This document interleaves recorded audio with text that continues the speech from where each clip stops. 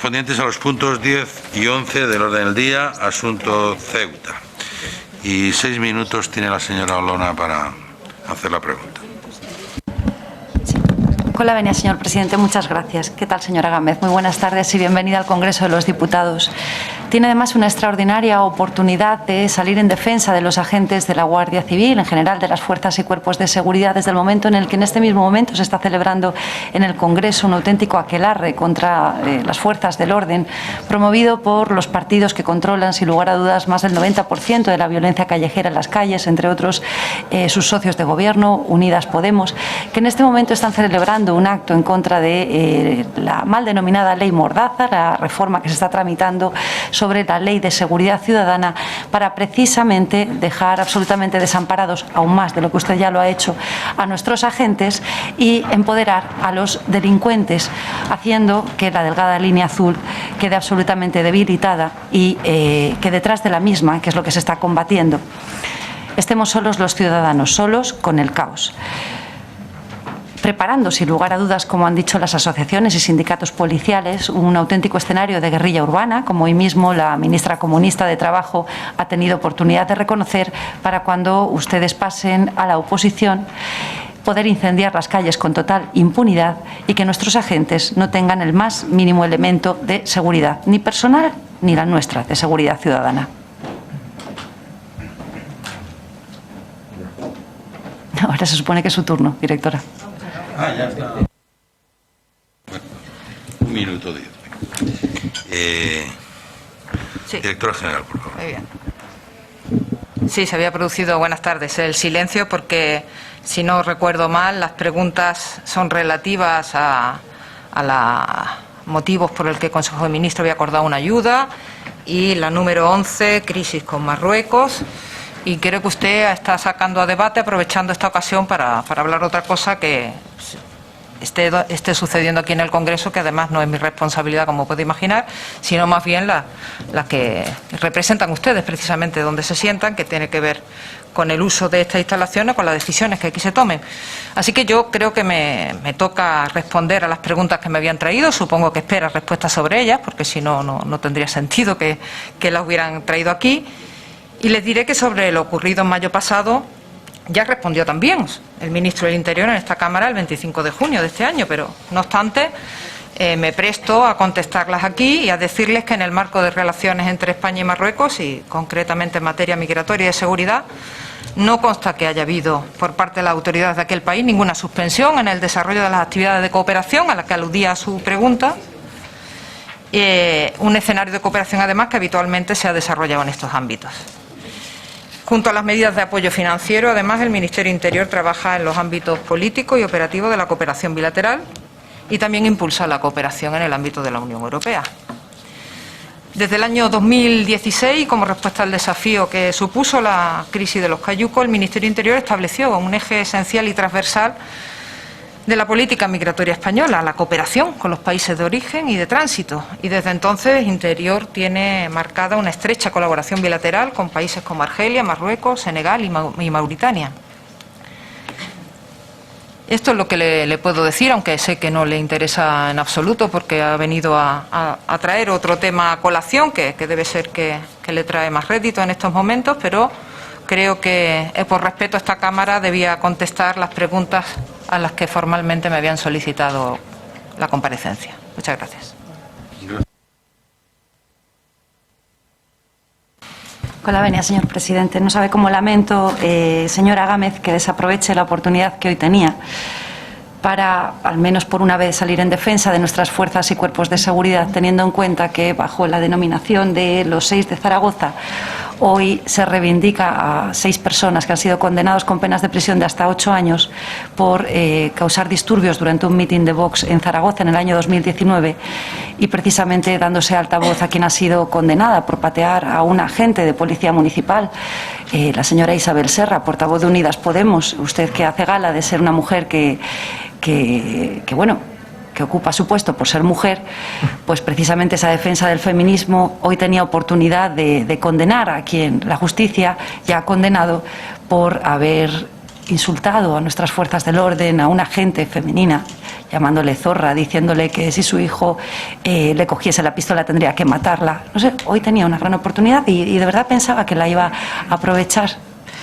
En fin, verdaderamente, en cuanto a las preguntas que hemos formulado, directora, tampoco nos ofrece ningún tipo de información. Algo más de lo que han ofrecido a la ciudadanía cuando han preguntado por esa subvención por importe de 30 millones de euros que precisamente se acordó por el Consejo de Ministros el pasado 18 de mayo, al mismo tiempo en que teníamos una auténtica invasión migratoria de más de 10.000 inmigrantes ilegales provenientes de Marruecos arrojados por el Reino de Marruecos a nuestras fronteras en Ceuta. Al menos 1.000 de ellos menores que habían sido trasladados a España con mentiras por parte del Reino de Marruecos, haciéndoles creer que venían, sacándoles de las escuelas, a ver un partido de fútbol con una de sus grandes estrellas, como es Cristiano Ronaldo.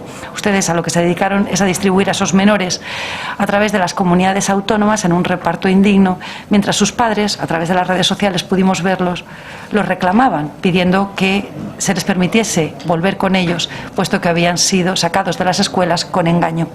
Y a la ciudadanía, cuando le han preguntado por esta cuestión, señora Gámez, lo que ustedes han respondido a través del portal de transparencia es que todo tipo de financiación otorgada por el Gobierno de España al Reino de Marruecos, destinada supuestamente a la protección de nuestras fronteras, no podía ser desvelada dicha información por cuestiones de seguridad. Esa excusa no pueden ofrecérnosla a nosotros, representantes de la soberanía nacional en esta Cámara.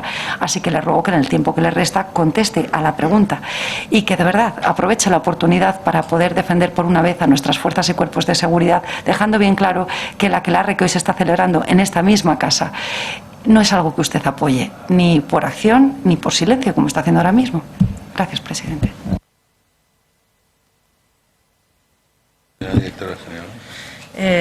Señora Olona, está usted confundiendo cuando habla de desaprovechar la ocasión con aprovechar la suya. Usted está aprovechando la ocasión bajo una pregunta muy clara, muy concreta, dos que se han asumado aquí, para hablar de una cuestión y traer a colación otra por interés particular y momentáneo en un instante, y se nota que precisamente hacen eso porque quieren aprovechar meramente la presencia, no sé si el golpe de tuit, para relatar algo y desde luego no por interés en la materia. Después aterrizado en el asunto en cuestión, y yo a eso le reitero que la postura de este Gobierno, del Ministerio de Interior, es claramente la de la cooperación con los países de procedencia o de tránsito de la migración, y no la confrontación, que es la que traen a colación aquí cuando cuestionan una financiación, unas ayudas que pretenden contribuir a paliar el fenómeno migratorio, por lo tanto, en definitiva, para que para este país y para el resto de Europa nos vaya mejor. Le daré un dato. En el caso de Marruecos, el número de interceptaciones y de rescates de embarcaciones con inmigrantes irregulares a bordo que las fuerzas de seguridad marroquíes llevaron a cabo entre el 2019 y 2021, a fecha de 8 de octubre, ascendió a 25.362 personas que fueron trasladadas a puertos marroquíes.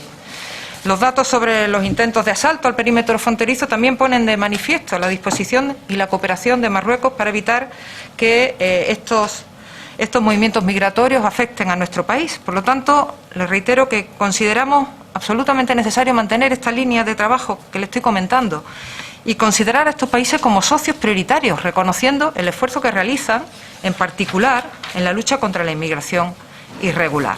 Así que, en definitiva, le concluyo que el apoyo financiero resulta fundamental para ese refuerzo de las capacidades operativas y para poner en marcha los proyectos de carácter operativo en estos países para que disminuya la presión migratoria en nuestro país y, por lo tanto, también contribuir a que no les afecte al resto de países europeos. Nada más. Pasamos a las preguntas 1295 y 1316, que corresponden a los puntos del orden del día, el 20 y el 21, sobre el tráfico Navarra. ¿Sí? Tienen 6 minutos entre los dos turnos de exposición y de réplica, y tiene la palabra la señora Olona. Con la venia, señor presidente, por reproducidas. señora Gámez. Bien, sí, referida a la situación, ambas preguntas se referían a la situación laboral en la que van a quedar los agentes de la Guardia Civil destinados a la unidad de tráfico y al contenido y alcance de esas transferencias. Le diré que en la actualidad el Gobierno mantiene la interlocución con la Comunidad Foral de Navarra a fin de negociar y culminar, como sabrán ya, un común acuerdo de transferencia de competencias en materia de tráfico. El personal afectado por esa medida tendrá la opción de acogerse voluntariamente a la conocida pasarela de integración en la Policía Foral, que está actualmente en estudio, o bien podrá optar por mantenerse en otras unidades que no sean las de tráfico, en Navarra o en el resto de las comandancias, o también seguir ejerciendo sus funciones en la especialidad de tráfico a deseo de los afectados en otras comandancias, teniendo en cuenta los derechos preferentes que se recogen en el artículo 5 del Real Decreto 470 del 19, por el que se aprueba el Reglamento de Provisión de Destinos del Personal de la Guardia Civil. En definitiva, se le va a ofrecer a todo ese personal afectado para que pueda elegir la opción que más le convenga. Y, en definitiva, aquellos que quieran permanecer en la comunidad foral así lo harán, porque la Guardia Civil se lo va a facilitar. Las negociaciones están en marcha, ahora es cuando se están en estos momentos, en esta semana, analizando los pormenores y los detalles técnicos, y en el marco de esa negociación pues el contenido será objeto de análisis en función de la existencia de base competencial suficiente de acuerdo con la Constitución y con el propio Estatuto de Autonomía.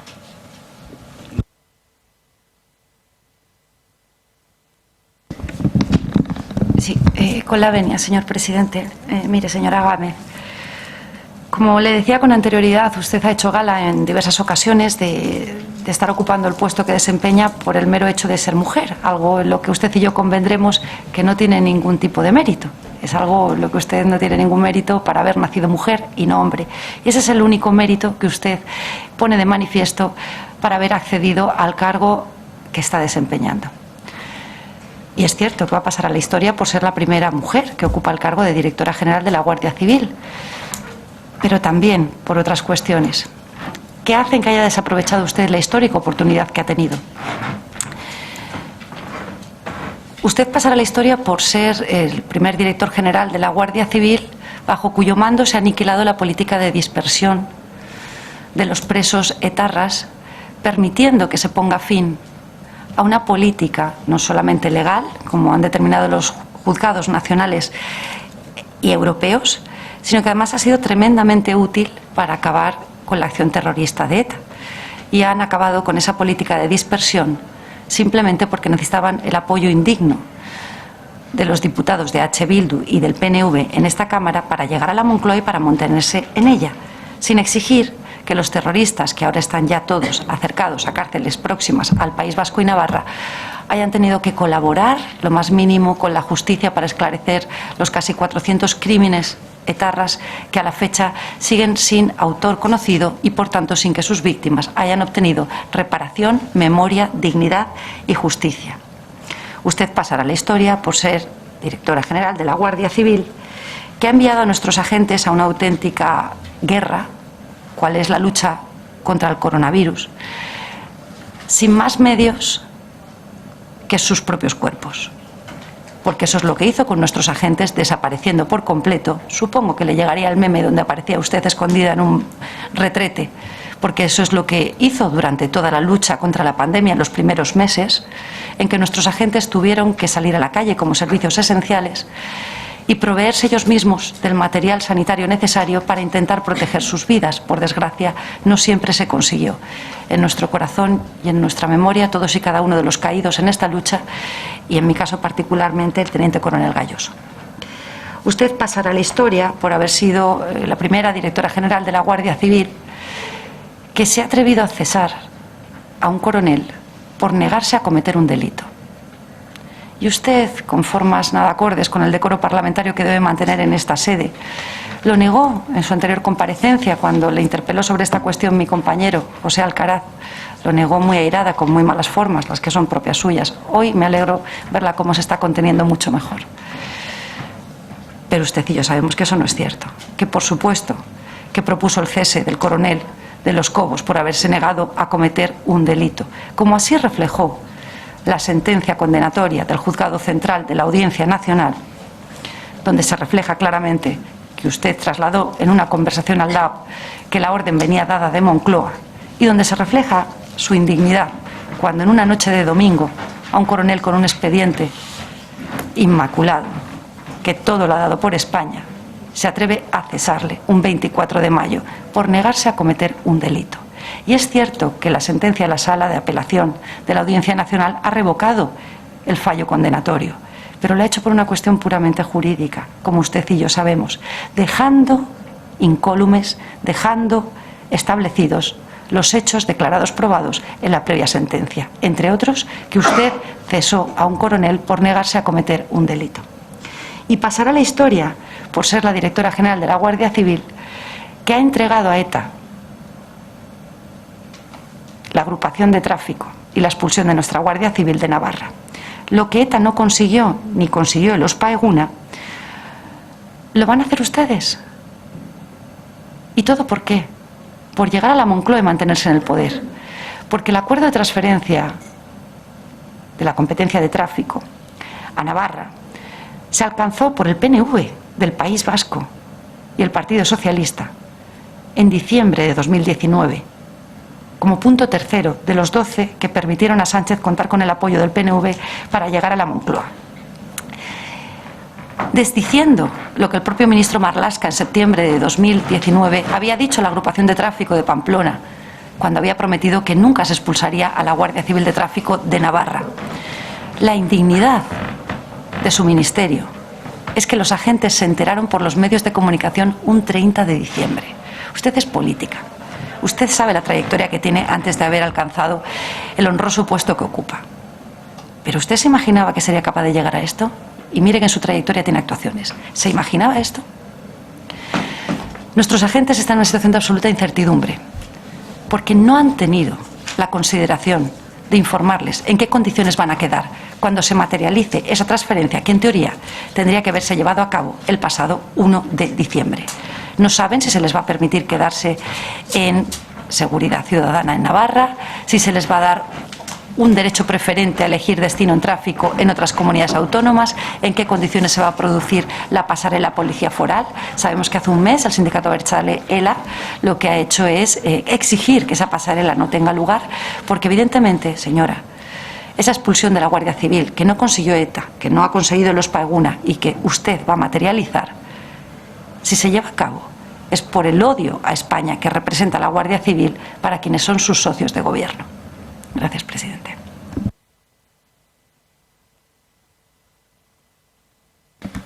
Sí, aludía usted, señora Olona, que estaba con temple, y de verdad que hace falta temple, de verdad que hace falta mucho temple para soportar las barbaridades, la provocación y el insulto que hay en sus palabras. Hay que tener mucho temple, pero yo lo voy a tener, por supuesto, porque creo que me tengo que diferenciar en algo de ese tipo de política que va del insulto a la mentira y va a la provocación. Mire, me ha insistido, y lo ha hecho en la anterior pregunta, y la hace en esta, porque las preguntas que ha traído aquí no le interesan, y los guardias de tráfico tampoco le interesa sacar ETA a colación, le interesa sacar a colación el feminismo para decir que yo hago gala por el mero hecho de ser mujer, para dejar en mal lugar a las mujeres y al movimiento feminista y a la libertad y a la igualdad de las mujeres. Para eso usted trae la excusa de la Guardia Civil de Navarra para hablar de sus cosas y para repetir machaconamente un discurso completamente machista. Un discurso machista. Usted pasará a la historia por un discurso machista en contra de los derechos y de la igualdad de la mujer. Eso es para lo que usted va a pasar a la historia. Y yo voy a pasar a la historia, ojalá, por no ser solo la primera, porque haya muchas más mujeres en los territorios donde nunca les dejaron entrar. Pero bueno, dicho esto, usted ha hablado también del coronavirus, de haber puesto en riesgo la vida de los hombres y mujeres guardias civiles. Barbaridades en las que no voy a entrar, señora Olona, porque usted quería que habláramos de esto, supuestamente, y yo le voy a decir sobre esto, que se le han dado todas las opciones a los guardias civiles para que puedan quedarse en Navarra. Para que si la pasarela, que depende de la comunidad foral, que es la que tiene que ofrecer las condiciones de las que yo no puedo responder en este instante hasta que no se cierren, puedan hacer opción de ella. Para que si se quieren quedar en tráfico en otra localidad, vamos a abrir todas las posibilidades, porque queremos el bienestar de nuestros hombres y mujeres. Esto es lo que yo hago desde la Dirección General. contribuir al mayor bienestar de los hombres y mujeres de la Guardia Civil y a darles opciones para que se cumpla un acuerdo de transferencia, un acuerdo político que ya viene de la etapa del señor Aznar, y que nosotros respondemos a la legalidad y a lo que se acuerda en cada momento. Así que sobre esto creo que le he dado ya suficientes explicaciones. Sobre los demás temas no voy a entrar a su burda provocación. Muchas gracias, directora general. Pasamos a la pregunta 1180, corresponde al punto 14 del orden del día. Perdón, ¿qué número del orden del día? El 14. Ah, gracias. El 14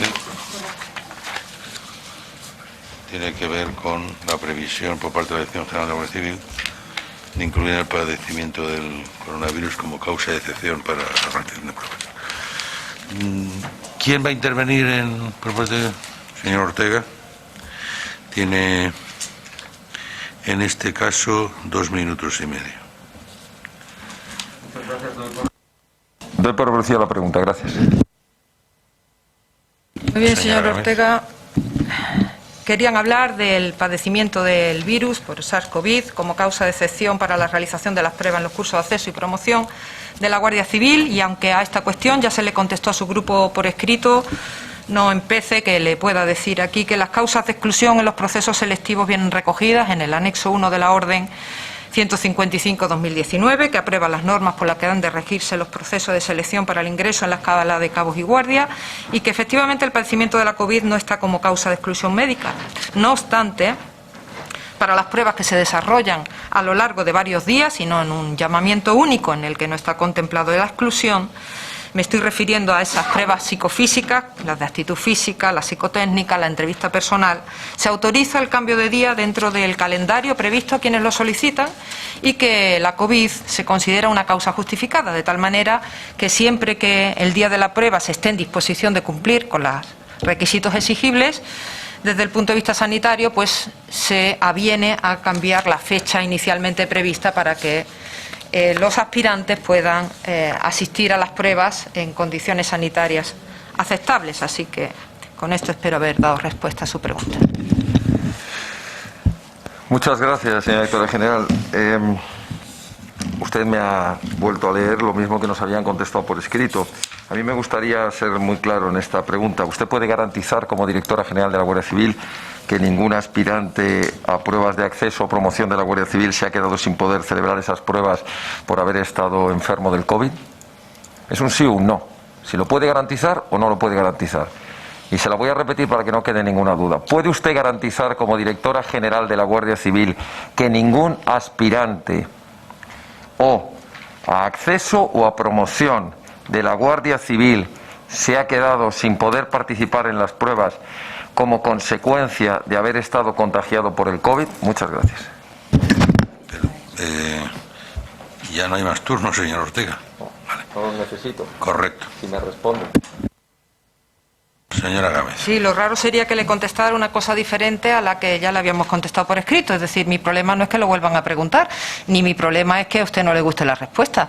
Pero aún así, lo que le digo es que en las distintas resoluciones de los tribunales de selección convocando a los aspirantes no es posible la asistencia ni en esta ni en otras muchísimas pruebas de carácter público de personas con sintomatología compatible, y que cuando es posible, porque hay distintas fechas y no único llamamiento, y hay distintas pruebas para realizar las pruebas psicofísicas, por lo tanto ofrecemos la posibilidad de cambiarlas para que el asistente pueda asistir al margen o ya una vez pasado el proceso de COVID determinado.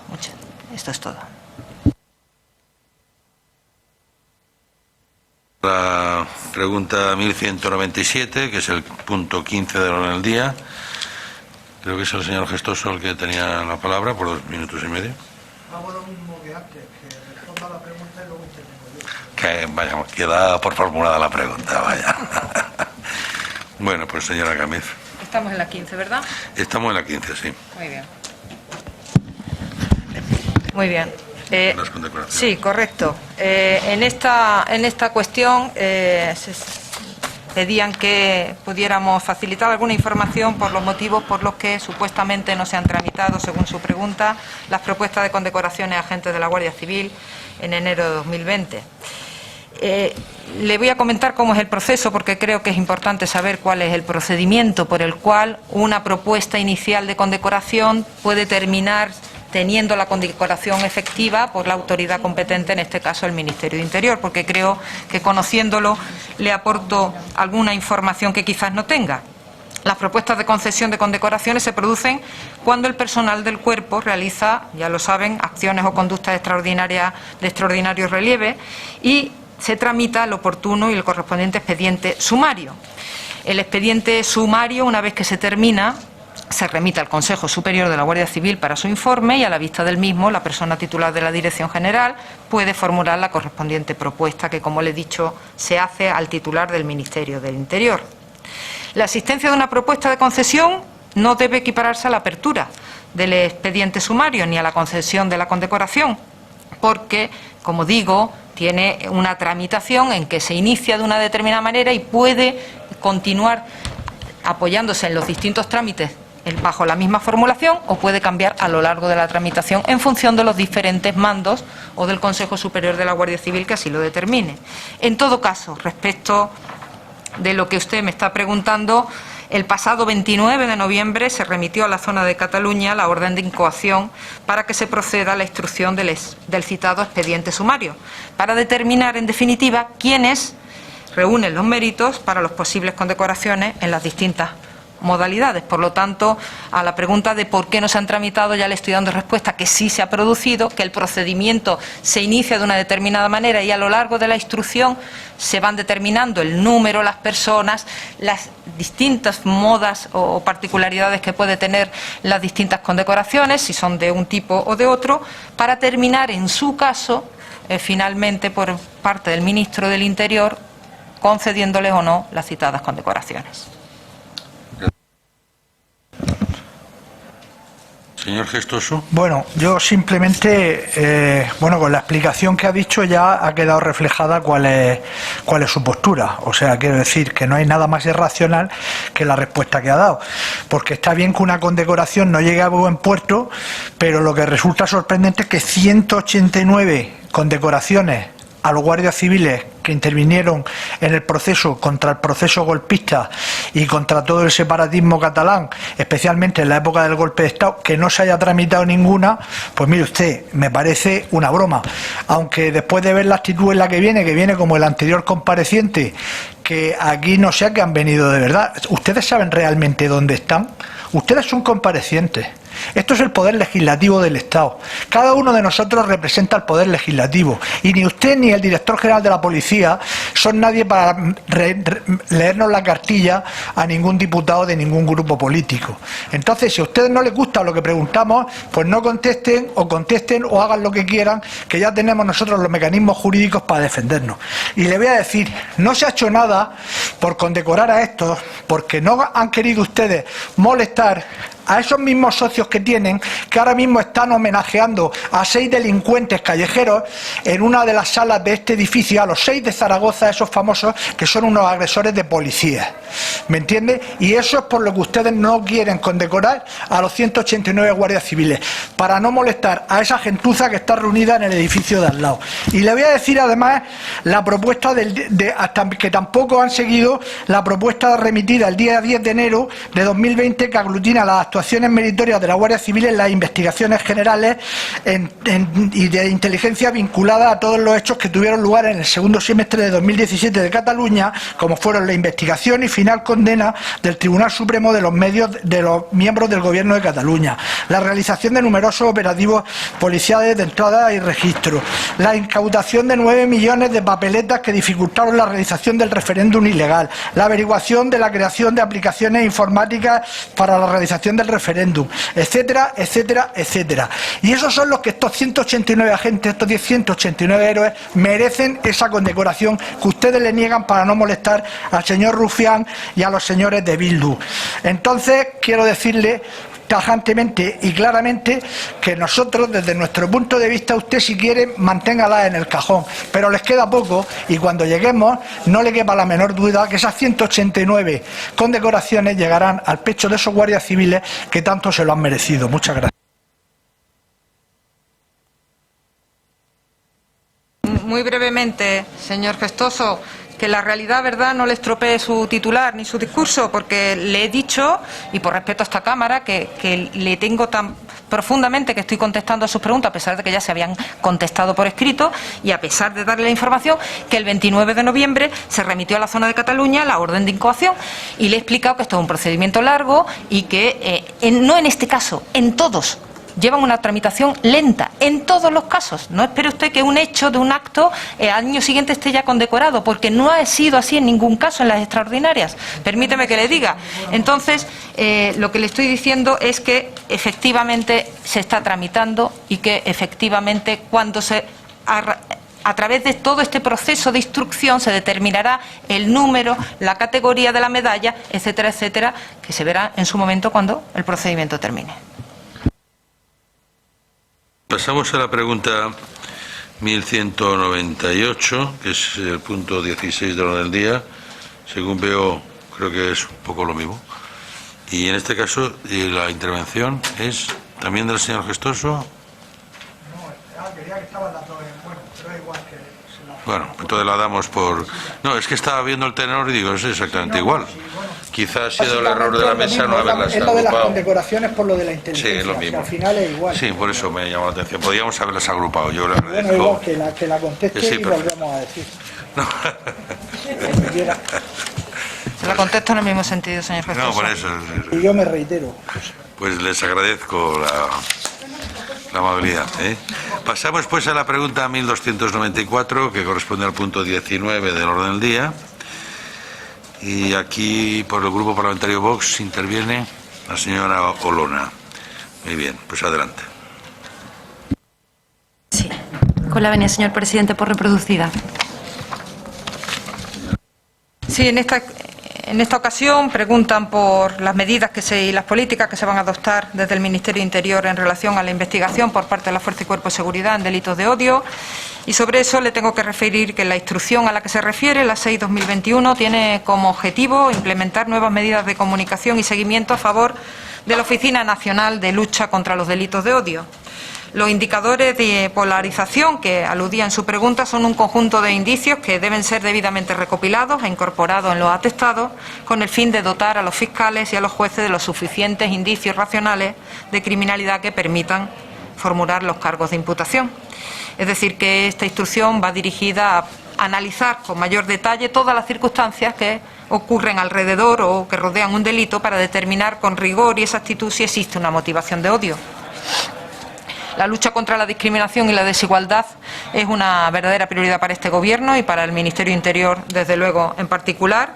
Y para ello hay un protocolo de actuación de la Fuerza y Cuerpos de Seguridad que fue actualizado, además, en julio del 2020 y se reforzó, además, a través de este protocolo, el tratamiento para los delitos de odio cometidos a través de Internet. Le comento también que la Oficina Nacional de Lucha contra los Delitos de Odio ya está trabajando sobre el segundo plan de acción de lucha contra estos delitos, que se espera aprobar en el 2022, y que para ello ha solicitado las aportaciones a los cuerpos policiales, a la Fiscalía Especializada y a las organizaciones más representativas del sector, entre ellas el colectivo LGTBI, para que las futuras medidas sean totalmente de acuerdo a la realidad social. Tras la reunión del pasado 10 de septiembre, en reunión extraordinaria de la Comisión de Seguimiento del Plan de Acción de Lucha contra los Delitos de Odio, también se determinó la creación de grupos contra estos delitos dentro de la Comisaría General de Información y Brigadas Provinciales de Información del Cuerpo Nacional de Policía, así como se ha hecho también en la Jefatura de Información de la Guardia Civil y en nuestras unidades periféricas. Muchas gracias. Señora Olona. Con la venia, señor presidente. Gracias, señora Gámez, por la información que nos facilita. Supongo que no le descubro nada nuevo si le digo que la preocupación de este grupo parlamentario ante la nueva instrucción aprobada el pasado mes de julio, la instrucción 6/2021 relativa a las investigaciones policiales en delitos de odio, no nos preocupa por la actuación que pueda llevar a cabo nuestras fuerzas y cuerpos de seguridad en este orden, sino por la injerencia por su parte por la parte política en dichas investigaciones. Porque es lo cierto que cuando nuestras fuerzas y cuerpos de seguridad del Estado actúan en el ámbito de investigaciones penales, lo hacen en su condición de policía judicial, como sabe usted tan bien como yo. Pero sabiéndolo usted tan bien como yo, lo que ha demostrado usted personalmente es que no respeta en absoluto esa condición de policía judicial de nuestros agentes, que les hace depender exclusivamente, como determina todas las normativas de referencia, de los jueces y tribunales en esa función de investigación. Y como usted ha demostrado personalmente, no respeta dicha condición de policía judicial hasta el punto de llegar a cesar ilegalmente a un coronel cuando se niega a cometer un delito ante su insistencia para obtener información sobre una investigación judicial en curso, cuál era la investigación sobre el 8M donde estaba imputado el que en aquel momento fuera el delegado del Gobierno en Madrid, el señor Franco. Por eso, pese a la asepsia con la que aparece redactada la instrucción, lo que nos preocupa es esa circunstancia concreta, porque además ustedes han demostrado que su concepto del delito de odio es un tanto flexible o escorado. Ven delito de odio en todo lo que tenga que ver con la libertad de expresión, cuando se trata de la tercera formación política, quien hace uso de dicho derecho fundamental, y en cambio no ven delito de odio cuando a un niño de 5 años y a su familia se le está acosando en Cataluña, en Canet de Mar, por parte de sus socios de gobierno. Se está señalando a la familia, señalando sus negocios, se están convocando manifestaciones a las puertas del colegio del niño de 5 años, demostrando que cuando ustedes necesitan politizar e intentar imputar falsamente delitos a Vox, delito de odio del 510 del Código Penal, oiga, no tardan nada en convocar esa comisión de delitos de odio, tratándose del conocido como el bulo del culo, la famosa agresión homófoba que resultó no ser tal, cometida en Malasaña, donde ustedes salieron raudos y veloces a dar toda la información a la opinión pública, imputando a Vox dicha agresión homófoba, como ya habían hecho con el asesinato del joven en Galicia, para luego, cuando los agentes pudieron trabajar en cuestión de horas, demostrarse que dicha agresión homófoba era falsa. Como falsa fue la imputación que ustedes, usted también, hicieron a Vox de ser los causantes de esa agresión homófoba. Como falsa fue esa amenaza balística que ustedes sacaron a pasear. Por primera vez, la directora general de la Guardia Civil acudiendo en activo a actos políticos de un partido. ¿Usted se da cuenta? Que se ha atrevido a transgredir todas y cada una de las líneas rojas, que con un mínimo de decencia política e institucional nunca se habría atrevido a pasar. Gracias, señor presidente. Señora Gámez. Bueno, volvemos a lo mismo, ¿verdad? A utilizar la pregunta para cualquier cosa menos para preocuparse con profundidad por esa instrucción y la bondad de la misma, que es precisamente preparar mejor el trabajo policial para que tenga el mayor de los éxitos policiales cuando haya delitos de odio, de los que ustedes parece que saben bastante. Y de nuevo alude al cese del coronel y vuelve reiteradamente sobre lo mismo, haciendo caso omiso. Usted, que tiene conocimientos jurídicos de una sentencia que ha dicho que ese cese es legal y pertinente.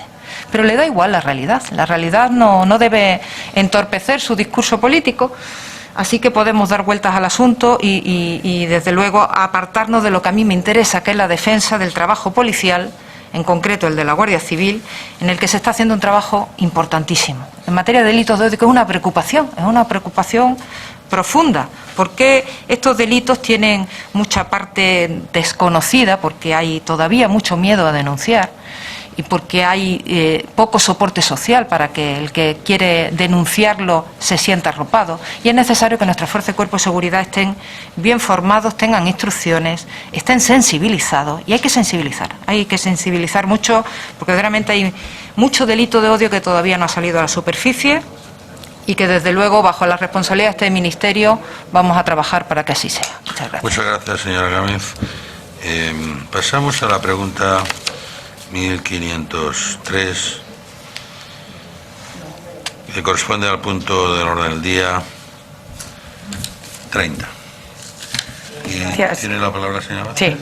Gracias, señor presidente. Le pregunto por las previsiones acerca de aprobar una ley de retribuciones de fuerzas y cuerpos de seguridad del Estado para dar cumplimiento a la cláusula octava del acuerdo de equiparación. Pues muchas gracias, señora Vázquez. Este Gobierno ha materializado en los últimos 3 años la mayor subida salarial para los miembros de la Fuerza y Cuerpo de Seguridad del Estado de las últimas décadas. Efectivamente, ese acuerdo de equiparación, que sabe usted bien del que le hablo, que ustedes metieron en un cajón, ha propiciado que, al darle conformación jurídica y económica, sobre todo, los agentes hoy en día cobren una media de un 20% más que en 2017, una subida muy superior a la del resto de los empleados públicos. Y también saben que para poder llegar a lo pretendido con la pregunta que nos alude, hay que tener cuidado y con la legalidad existente, con las competencias de las comunidades autónomas, de las entidades locales, y hay que hacer las cosas adecuadamente.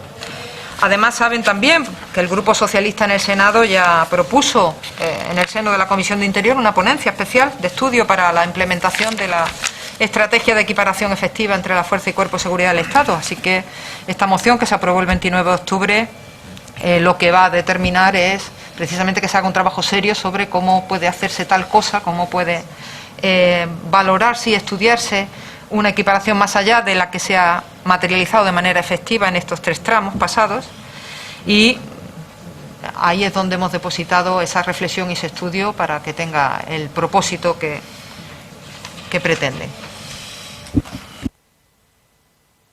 Muchísimas gracias. Hoy es un día especial porque se hace años que se aprobó en este Congreso la Ley de Reforma Política, una ley que aunó mucho el consenso.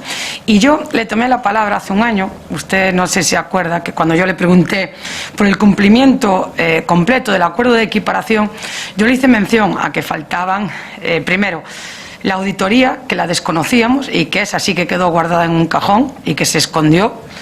¿Por qué no nos la mandaron? Yo la pedí por activo y por pasivo al Ministerio, incluso por el portal de transparencia, y todavía a día de hoy no me la han remitido. Entonces, ¿qué había que ocultar en esa auditoría? Entonces, yo creo que hay que hacer otra auditoría. Hay que cumplir el punto 3 del acuerdo de equiparación, que son los 300 millones de euros y que nosotros presentamos en los presupuestos y que el Partido Socialista con Podemos rechazó, para la gente que está en segunda actividad y en reserva. Y, por supuesto, hay que cumplir el punto 8.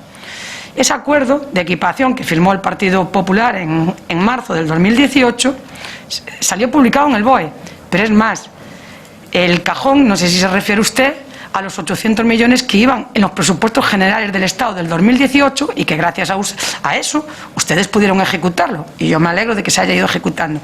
Pero bueno, hace un año usted me decía una verdad, y era una verdad. Me decía: le compete a las Cortes Generales, a ustedes, que son los legisladores, hacer la ley de retribuciones. Entonces yo hice esa parte, con el grupo parlamentario, con todos los sindicatos y con todas las asociaciones, y con técnicos que nos pudieron ayudar. ¿Se compromete usted a que el martes, que se va a debatir como primer punto en el orden del día, a que por favor se permita su tramitación? Si hay que mejorarla, se mejorará. Si hay que enmendarla, se enmendará. Pero usted hace un año me hizo un reto y yo ahora le lanzo otro. Si realmente quiere cumplir el acuerdo de equiparación, permitan que el martes a las 3 de la tarde se permita tramitar, como cualquier procedimiento democrático, esta proposición de ley que cumpliría el acuerdo 8 del acuerdo de equiparación salarial. Muchas gracias, señora Vázquez. Señora Gámez. Señora Vázquez, ya le he comentado que el compromiso del Partido Socialista, del Grupo Socialista en el Senado, ya fue el que es designar esa ponencia especial de estudio, y que es ahí donde se tiene que estudiar y valorar la complejidad que tiene jurídica cualquier materia de equiparación que pueda incumbir a la responsabilidad y competencia de las comunidades autónomas y de las corporaciones locales, y que por lo tanto ahí es donde se debe estudiar. No me pida usted a mí responsabilidades sobre tramitación legislativa estando en el Ejecutivo. Quiere decir que sabe usted muy bien cómo tiene que realizar sus peticiones o sus ambiciones políticas en el ámbito del Poder Legislativo, que ese es el ámbito en el que usted está y que, como bien sabe, yo no. Pasamos a la pregunta 1504, que corresponde al punto 31 del orden del día, sobre tatuajes. Y la señora Vázquez. Gracias.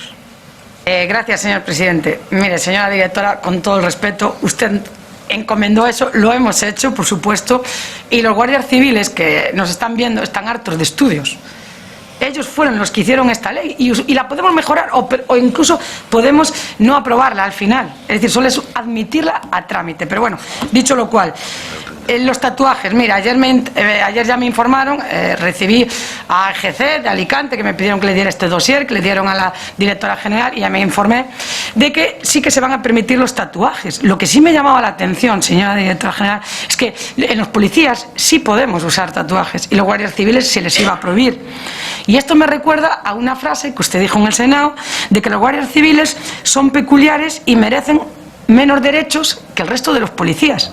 Claro, esto lleva días sonando entre las asociaciones de la Guardia Civil, que ven cómo se les va a mermar sus derechos en defecto de otros.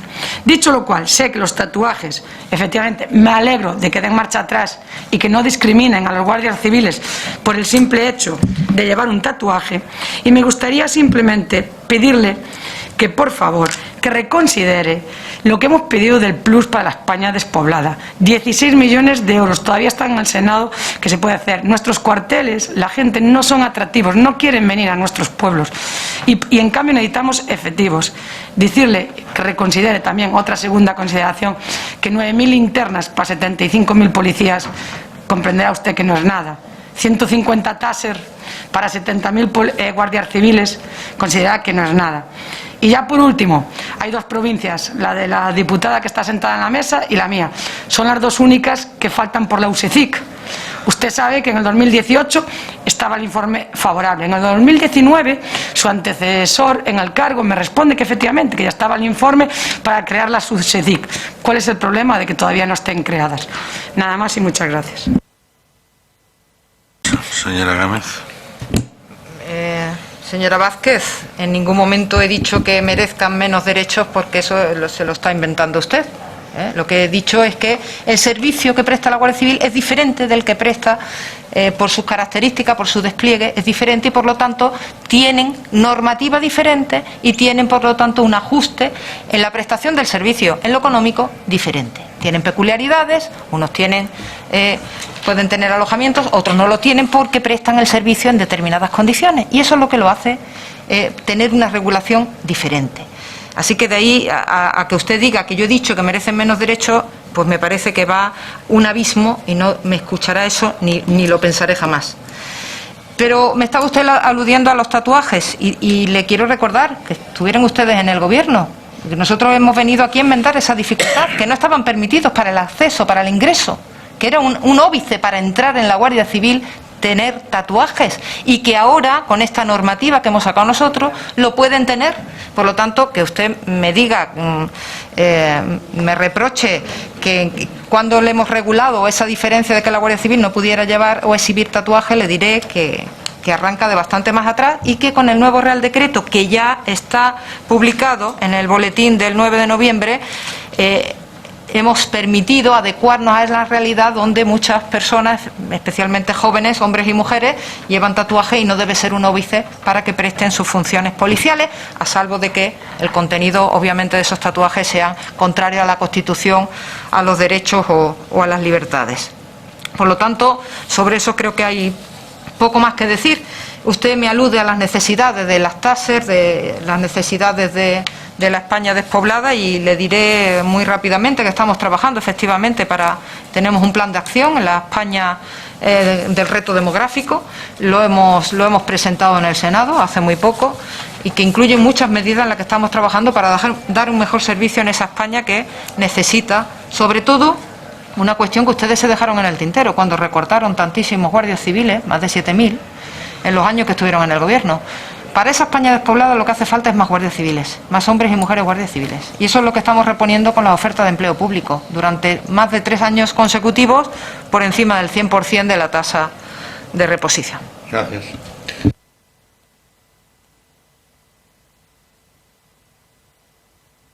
Gracias, señor presidente. Simplemente para terminar. Mire, señora directora, con todo el respeto, yo ya no sé quiénes son los asesores parlamentarios que le envían las respuestas aquí. Mire, recursos humanos de la Guardia Civil, incluso por sexo, efectivos disponibles, 2018 77.972, 2021 79.275, 1.303. Por cierto, a día de hoy, por ejemplo, le pongo un ejemplo, mi provincia, Ourense, tiene en este momento un catálogo que ustedes modificaron y le han quitado 18 efectivos. Eso es simplemente un ejemplo de lo que le importa a la España despoblada.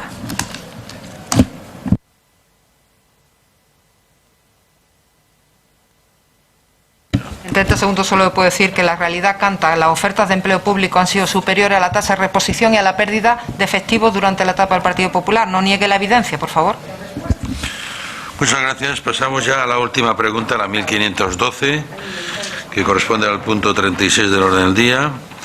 Es el señor Rojas.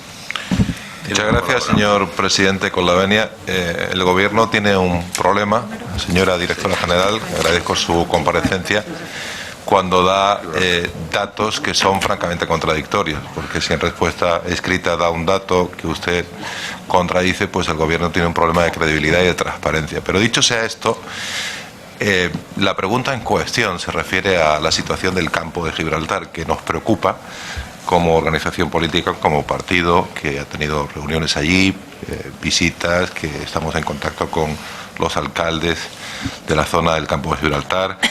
Y nos preocupa la situación que tienen las fuerzas y cuerpos de seguridad del Estado, a veces de desamparo del propio Gobierno. Yo sé que a usted también le preocupa esta situación y podemos estar de acuerdo en algunos puntos y en desacuerdo en otros. Pero lo importante es que nosotros desde aquí queremos plantear al Gobierno una actitud realmente firme y seria con el futuro de la situación de los agentes de la Guardia Civil en el campo de Gibraltar y de todas las fuerzas y cuerpos de seguridad del Estado, para que de verdad haya un refuerzo, para que de verdad haya una inversión y se mejoren la situación tanto de medios materiales como de personales en la lucha contra el narcotráfico, contra la delincuencia organizada, que sabemos que es difícil y es delicada en esta zona de Andalucía. Por tanto, lo que le queremos transmitir de aquí y preguntar es cómo está la situación, cómo lo valora. Usted estuvo hace no mucho tiempo en el campo de Gibraltar, ha hecho varias visitas, ha destacado que se estudia incentivar a los guardias civiles y policías del campo de Gibraltar por parte del Ministerio. Le han transmitido que es necesario que se declare una zona de especial singularidad. Nosotros estamos trabajando con iniciativas también en todas las comisiones, tanto de Justicia como Interior, para que el Gobierno se tome en serio la situación, y entendemos que hay muchas cosas que se pueden mejorar y donde se puede trabajar para conseguir que el servicio público sea más efectivo aún. Obviamente sabemos de la profesionalidad de las fuerzas y cuerpos de seguridad del Estado que están allí trabajando en el tajo, en el problema, y además queremos expresarle públicamente desde aquí nuestro respaldo desde el Congreso de los Diputados, que lo hacemos en todas las ocasiones que tenemos, porque entendemos que el trabajo que realizan es un trabajo realmente admirable y que muchas veces lo hacen en una situación muy precaria, y precisamente a eso es donde nos queremos dirigir, acabar con esa precariedad y darle el máximo de medios materiales y personales. Muchas gracias.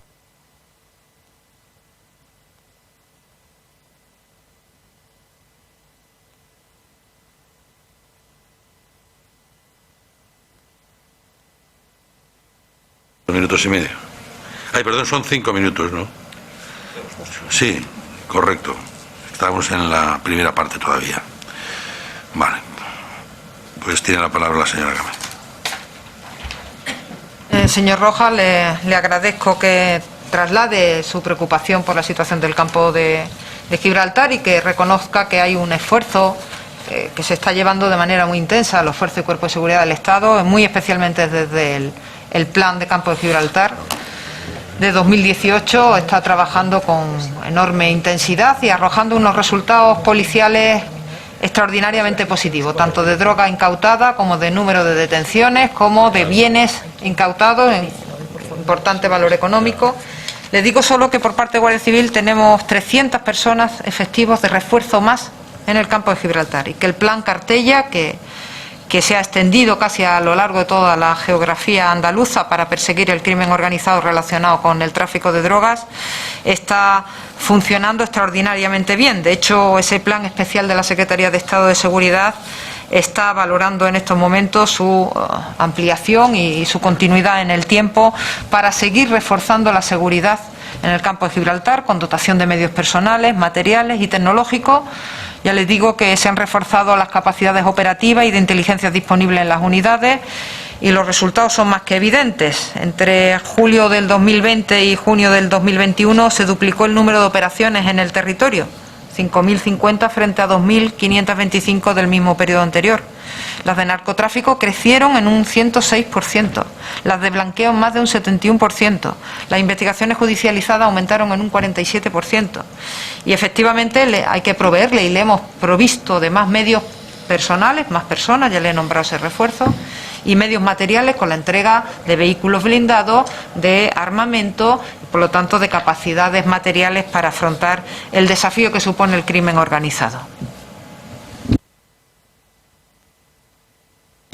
Pues, tiempo Simplemente, breve. señor presidente, muchas gracias por su benevolencia y gracias por la contestación, pero entendemos desde el Grupo Popular que queda muchísimo por hacer y que el Gobierno tiene que esmerarse mucho más y atender las peticiones.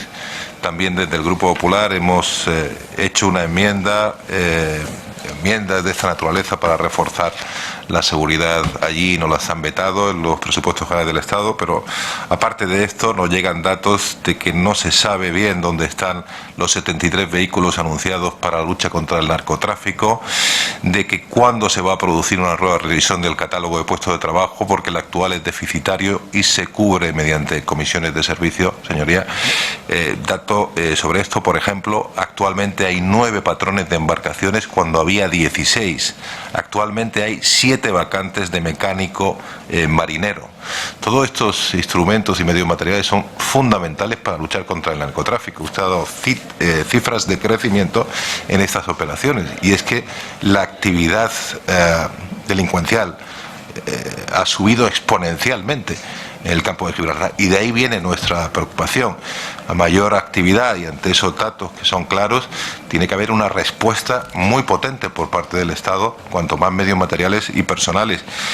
Por ejemplo, sabemos que se le hizo entrega a su señoría de un plan confeccionado por la Asociación Unificada de la Guardia Civil, con experiencia en la plataforma y con experiencia en la lucha contra el narcotráfico, en el que se solicitaba la declaración de una zona de especial singularidad para la provincia de Cádiz. No sabemos si hay algún grupo de trabajo creado para esta particularidad y qué opina su señoría. Simplemente decirle que estamos muy preocupados y que vamos a seguir muy de cerca este tema, vamos a seguir trayendo estas iniciativas al Congreso porque la situación es delicada y merece una respuesta mucho mayor por parte del Estado. Muchas gracias.